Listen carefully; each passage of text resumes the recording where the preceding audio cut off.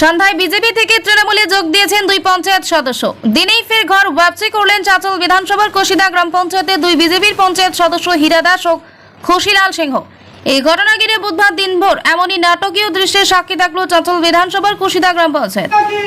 বিজেপিতে যোগদান করে তৃণমূলের বিরুদ্ধে চক্রান্তের অভিযোগ তুলেন যোগদানকারীরা। ভুল বুঝিয়ে এবং জোর করে তাদেরকে তৃণমূলে যোগদান করানো হয়েছিল বলে অভিযোগ, যদিও তৃণমূলের দাবি তারা স্বেচ্ছায় তৃণমূলে যোগদান করেছিল। মঙ্গলবার সন্ধ্যায় কুশিদা গ্রাম পঞ্চায়েতে সিপিএম এর প্রধান সহ বামেদের 3 জন, কংগ্রেসের 2 জন, বিজেপির 2 জন এবং নির্দলের 1 জন সদস্য হরিশ্চন্দ্রপুর 1B ব্লকের তৃণমূলের ব্লক সভাপতি মর্জিনা খাতুনের হাত ধরে তৃণমূলে যোগদান করে। 28 আসন বিশিষ্ট কুশিদা গ্রাম পঞ্চায়েতে তৃণমূলের পক্ষ থেকে 24 জন হয়ে যায়। অন্যদিকে বিরোধী শিবিরে থেকে যায় মাত্র 4 জন সদস্য। পঞ্চায়েত তৃণমূলের দখলে চলে যায় বলে দাবি করে তৃণমূল নেতৃত্ব।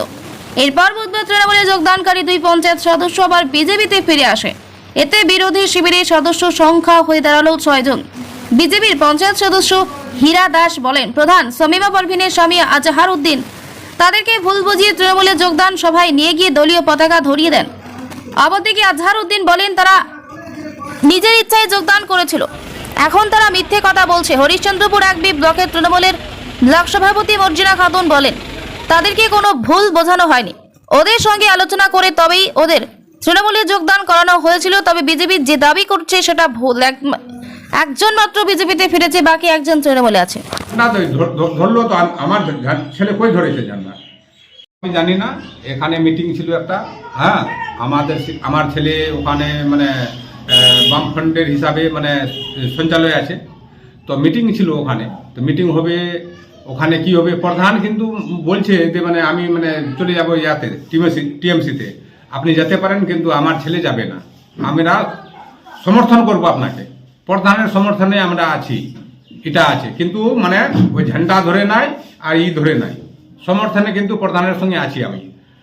মানে অঞ্চল যেন মানে ভালোভাবে চলে, এটার জন্য আমি ছেলেকে বলেছি যে যাও, হ্যাঁ, আর অঞ্চল যেন ভালো মতন চলে। জানি না স্বেচ্ছায় ধরিনি, আমার জোরপূর্বক ধরা গেছে। আমাকে তো প্রধান ভুল বুঝিয়ে মিটিংয়ে নিয়ে যাওয়া, মিটিংয়ে না নিয়ে গেছে আমাকে কি যেন গ্রামটার নাম, ওখানটায় গিয়ে মর্জিনা খাতুনের বাড়িতে। ওখানটায় গিয়ে আমি বসলাম, বসে দেখছি যে ওখানটায় বললো যে না, এখানটায় হলে সব করতে হবে, জোর জবরান। তারপরে আমি তো ঝান্ডা ধরবার ছিলাম না, ঝান্ডাও ধরালো, তারপরে ব্যায়াম ছিল, লেখালো, পেটে লেখালো, লিখিয়ে তারপরে ঝান্ডা তো ধরাছিলাম, তো ঝান্ডাটা আমাকে জোর জবরান ঝান্ডা ধরায় বলছে যে এখানটায় যদি আসতে হয় শাসক দলে। তা আমরা তো ভয় পেয়ে গেছি যে ওখানটায় গেলে ধরলে তো হবে,